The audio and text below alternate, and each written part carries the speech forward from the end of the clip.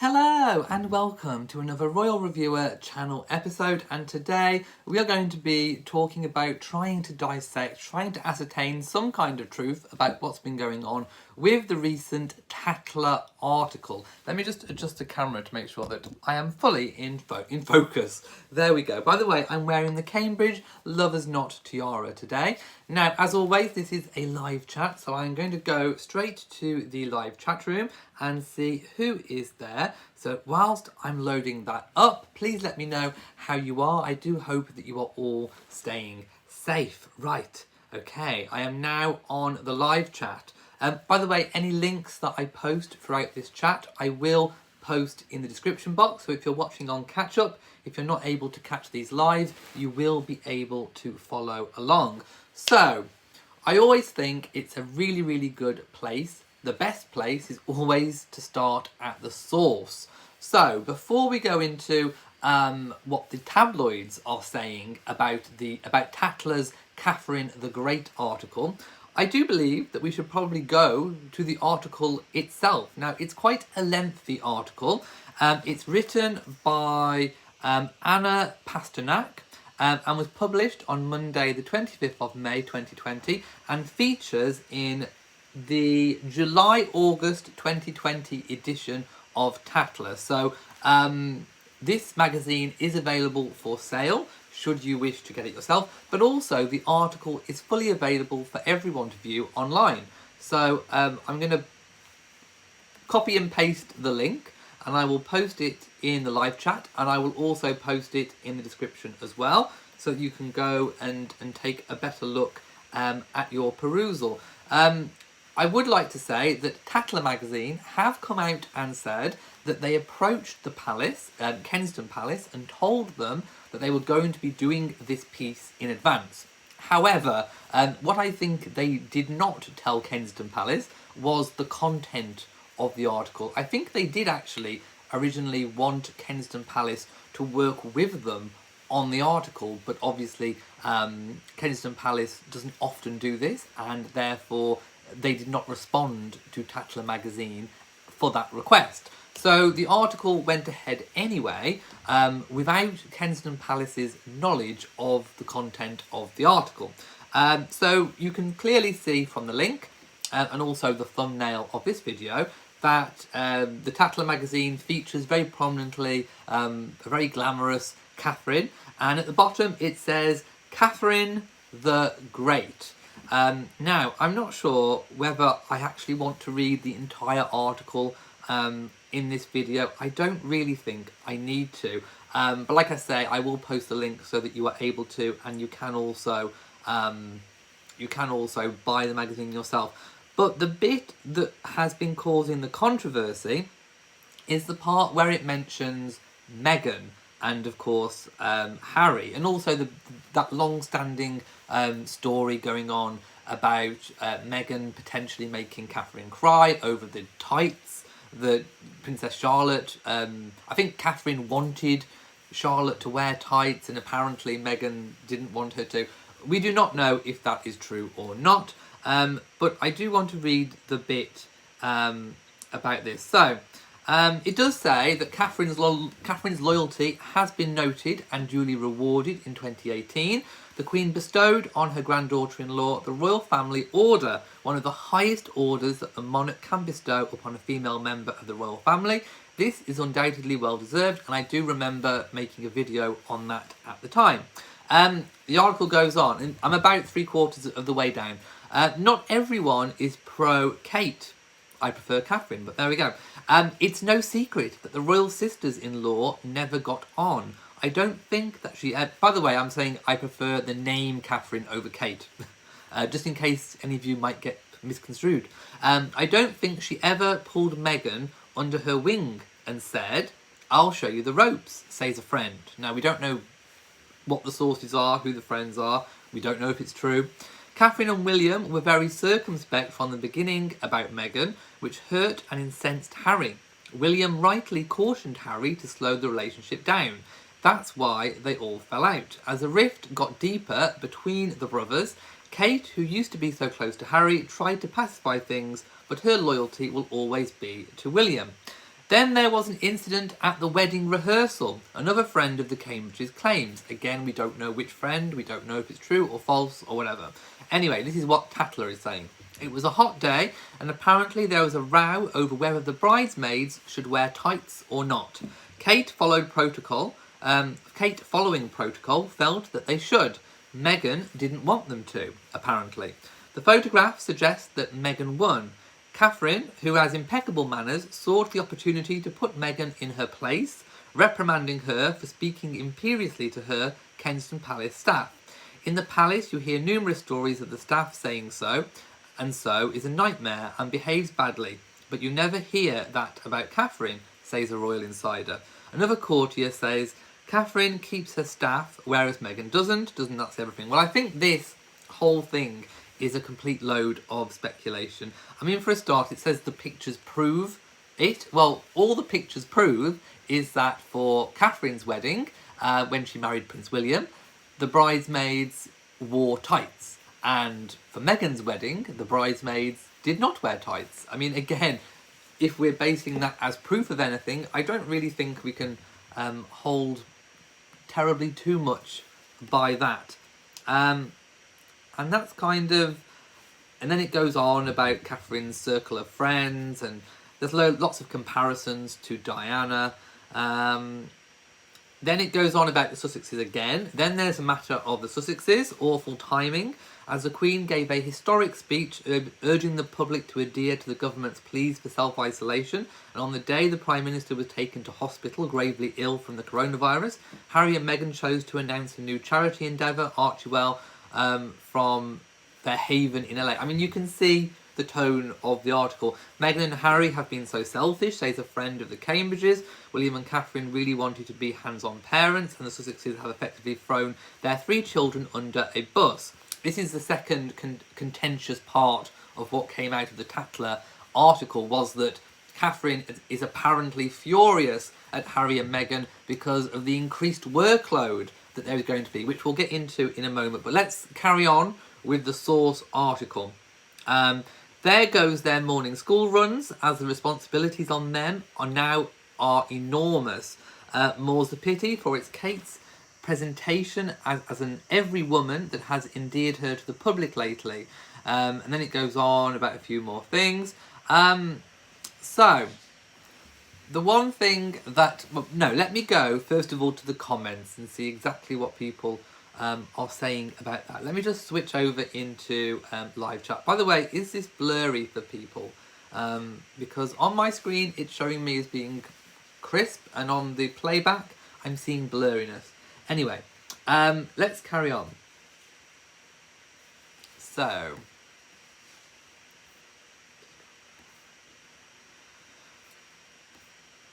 Right, so I'm now looking at the article which I read yesterday about this. So, they are claiming that obviously they're calling it Tightsgates. Meghan Markle's rift with Kate Middleton was caused by clash over whether Princess Charlotte and the other bridesmaids should wear nylons at the royal wedding.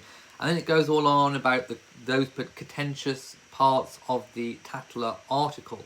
I have to say, analysing it and knowing the royal family as I do I think that there would be any increased work for William and Catherine with Harry and Meghan stepping back from royal duties in terms of the every day-to-day jobs and activities and charities that William and Catherine partake in?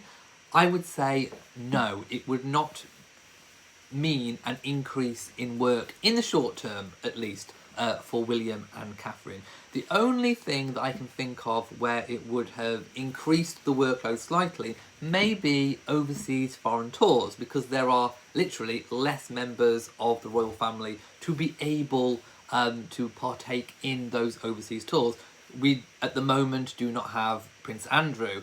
Harry and Meghan, as a couple, as a unit, as individuals, have stepped back from the working royals. Therefore, there are less people to do the foreign tours. So I can see perhaps a little bit of an increased workload in that regard.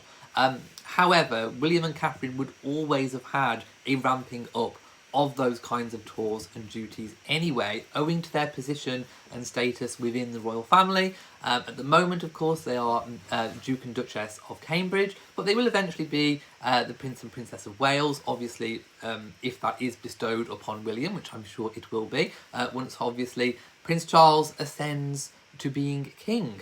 So yeah, I can see an increased workload perhaps in the short term in terms of overseas travel. But the day-to-day business that William and Catherine undertake would not have been affected by Harry and Meghan's decision to step back from royal duties, because Harry and Meghan had their own charities, had their own, they were setting up their own foundation at the time. So William and Catherine haven't taken on any of their charities and patronages. So no, there is no increased workload for William and Catherine in the immediate term, their day-to-day business, which is why I kind of think this article is a complete load of made-up lies. It really, really is. Because like I say, there is no increased workload. William and Catherine have not taken on any of those duties. Now, I am going to go to Chris Shipp of ITV, who has been tweeting. And by the way, the Palace has actually responded to this article. So, he says, Kensington Palace makes the unusual step of putting out a statement to slap down some claims made about the Duchess of Cambridge in Tatler magazine. Well, I agree, it is an unusual step. The palaces don't normally talk about kind of gossipy magazines. And by the way, if you didn't know, Tatler is a little bit like an upmarket glossy magazine for posh people. So if you can kind of get that in your head, they like to gossip about aristocrats, they like to gossip about the royals. So yes, this is unusual. So the quote from Kensington Palace, coming back via Chris Shipp, because obviously he gets, as being part of the royal rota, they get access to any press releases. They say, this story contains a swathe of inaccuracies and false misrepresentations, which were not put to Kensington Palace prior to publication. Now, obviously, Tatler is saying that they spoke to Kensington Palace and requested that they took part in this. Therefore, Kensington Palace knew about this article. However, what it doesn't say is that Kensington Palace knew about the contents of the article. I'm sure if they had have known about the contents, they would have issued a private rebuke of that. But there we go. The Tatler article makes claims that Catherine has makes claims about Kate, her workload, since Harry and Meghan left. A friend is reported as saying she's working as hard as a top CEO. Another source is quoted as saying Catherine has a ruthless survival streak. Kensington Palace clearly unhappy. Well, I would agree they are if they issued a statement such as that. So, Kensington Palace knew... Oh, this is what the Tatler magazine response is. So, in response to Kensington Palace's media statement today, we have a response, Tatler spokesperson said. Tatler's editor-in-chief, Richard Denen, stands behind the reporting of Anna Pasternak and her sources. Kensington Palace knew we were running the Catherine the Great cover months ago, and we asked them to work together on it. The fact they are denying they ever knew is categorically false. Well, I would say what they're denying is probably that they knew what the content was. Yes, they probably were fully aware that Tatler magazine was doing a cover on it, but not necessarily the actual contents of it. And I agree with Chris Shipp, who says this is getting a bit ugly. Well, it is. And like I say, normally the motto is never complain, never explain. William and Catherine have been following the Queen Mother's motto, as it were, obviously adopted by the Queen and general swathes of the royal family in general. So this Tatler article has obviously rattled a few cages at Kensington Palace, enough for them to make a public statement on it, obviously saying that there were a great many mistruths and misrepresentations. Now, of course, in that statement, they did not say which ones were which. So they kind of leave it for the reader and the viewer to make up their own minds onto which bits were and which bits weren't. So there we go. That's kind of where we're at with that story. Let me just go and see what people are saying about it.